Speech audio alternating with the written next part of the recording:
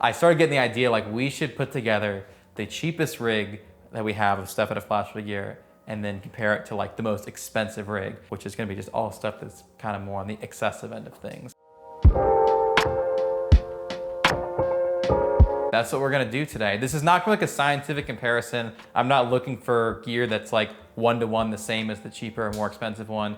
Just looking for like the super cheap basic stuff and then the super elegant, like higher end stuff. Building two rigs and seeing what they both sound like, seeing what they play like, and having some fun. At the end, I'm gonna use both rigs and kind of A/B them within the context of a mix, see how it turns out. So if you've been keeping up with the channel or the shop lately, you know that we've been getting just like an absolutely insane amount of gear, lots of high-end stuff, lots of kind of middle range stuff, which is what most of us are gonna be looking for and playing, and even a couple guitars and amps and pedals and stuff that aren't super expensive. Let's go pick some gear, let's see what we got.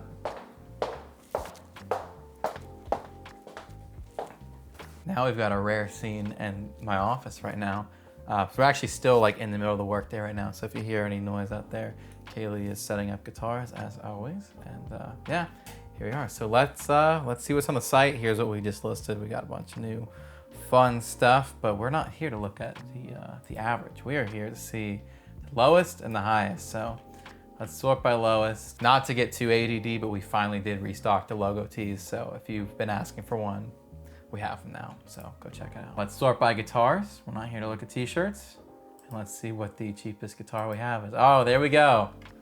That's perfect. The LTD MH50. Not a very Alex guitar, but it's got a rosewood fretboard, and at this price range, you can't beat it. We'll have to go pull that and check this one out.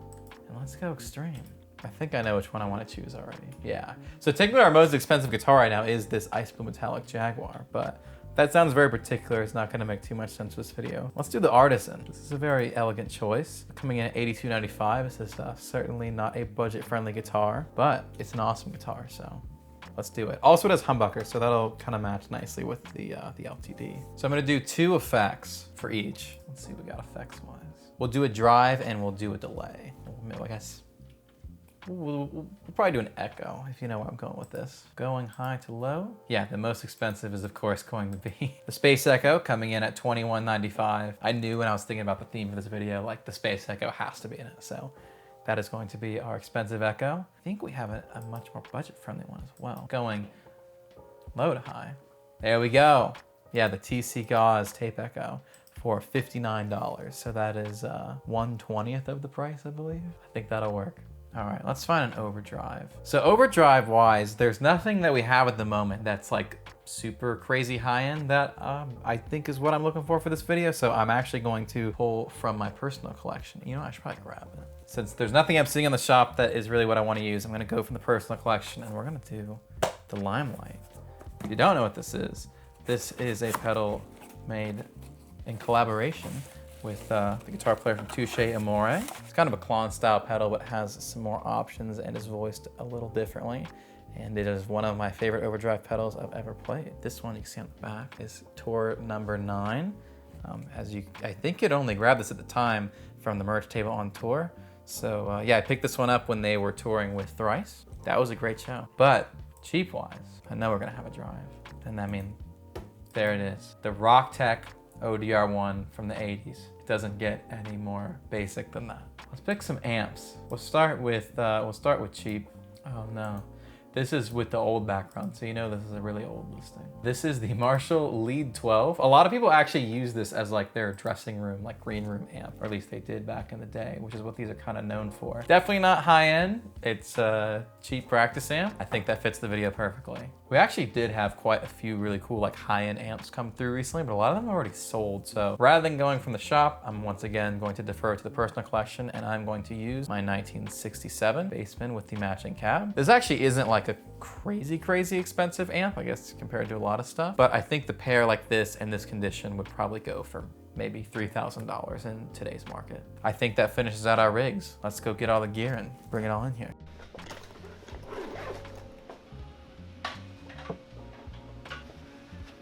Almost. We'll start with the guitars. Here we have the LTD. I can't believe this one is not on display in the showroom. What a great oversight we've made here. Let's see it. We are ready to rock here, folks. There you have it. grab some pedals. Here we go. There's the Gauss. All right, RB9. And there it is, the Rocktek Overdrive. It's got some dust on it since it was last photo. Your personal collection, it's crazy. Right, yeah, buying all these for myself. To no one's surprise, we do have the Artisan out here on display, so that's an easy find. Now that we've got all of our gear, let's start getting the rig set up. I think indulgently we are going to start with the high-end rig. So amp-wise, like I said, it's a 67 Bassman. This is from my personal collection.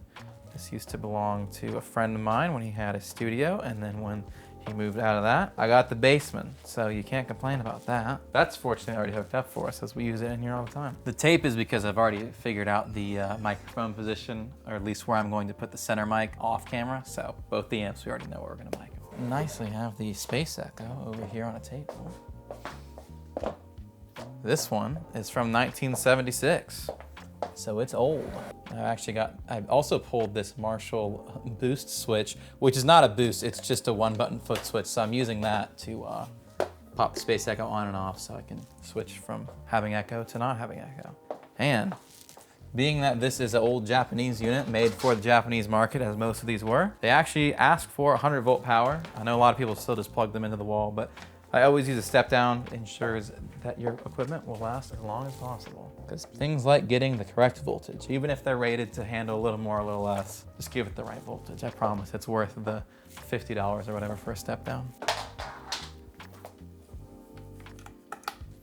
This is actually the most important part of the entire rig, because without this, it will sound terrible. Mic-wise, which is not gonna be part of the rig, we are using a vintage Shure Unidine 3, basically just an old SM57, kind of just off the center of the cone, about 3 inches off. And then we have the clips, you can do like the Fredman technique, and this is just your standard like SM57. So getting that in the correct location, and there you go. Those two mics are running into the Focusrite ISA2 preamp. I really like using this preamp with mics like the SM57 or SM7B, as there's a lot of clean gain and provides just a little bit of cool color that I like. You love it. I use this preamp all the time. Flip the Space Echo on. Look at that. Kind of goes off getting to use stuff like this.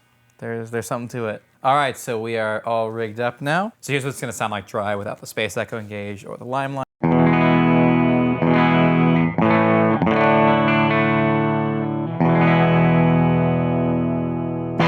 It is your typical Les Paul bridge pickup, pretty clean. Let's kick on the Echo. Like I said, I got a little foot switch so I can do this conveniently. There we go.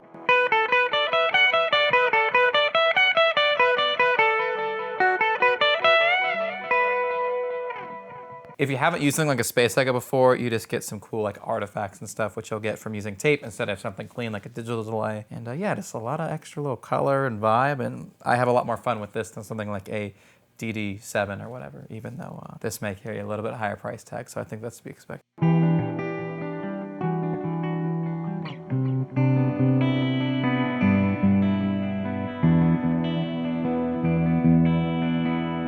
Another thing that's cool with the Space Echo is it has built-in reverb, so we don't get that with the Gauss, but you get a little bit of reverb here.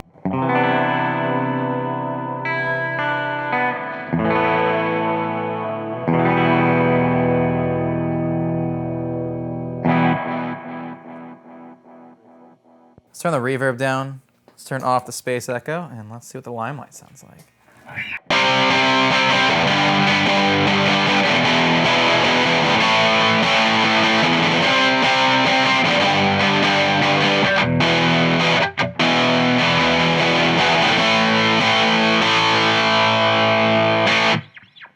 And now if you throw back in the Space Echo.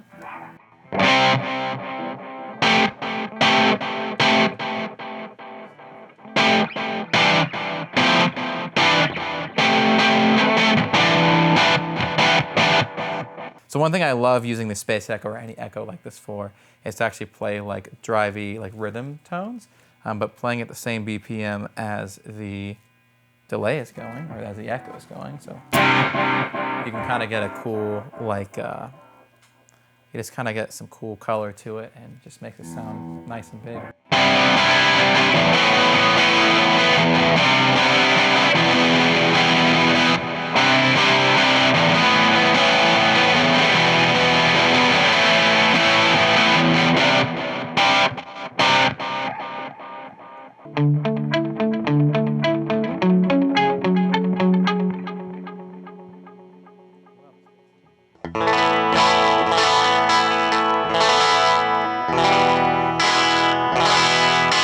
Right off the bat, this amp is so bright. I've been messing with this a little bit off camera, and I have the treble turned all the way to 3. I have the middle at almost 8, and I have the bass just literally on 10. And it's still this bright. If you bring in the gain,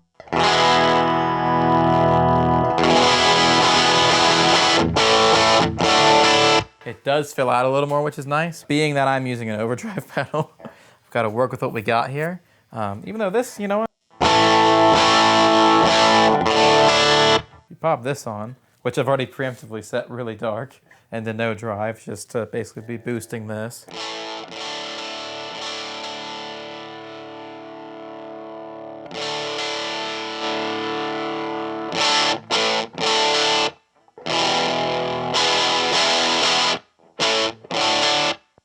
I don't hate it, but I don't love it. One more level.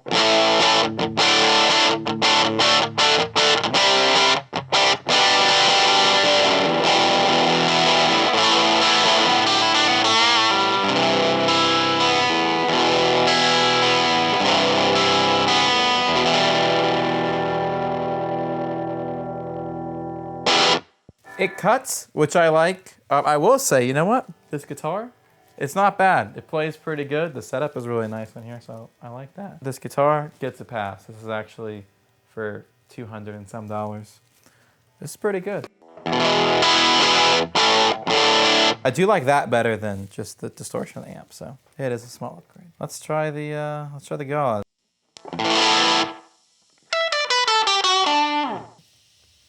Why not?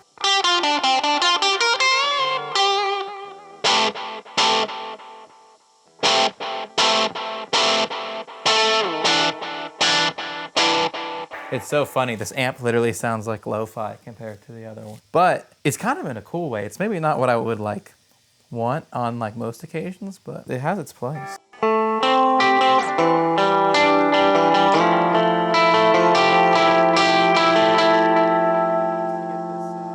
Just to get the amp loud enough to have any low end, it's already distorting without the pedals. So we're working with what we can here. I will say, guitar plays good. The dry pedal does add some cool characteristics, and this TC pedal sounds good. It's not the Space Echo, but for 1/20th of the price, it gets you close.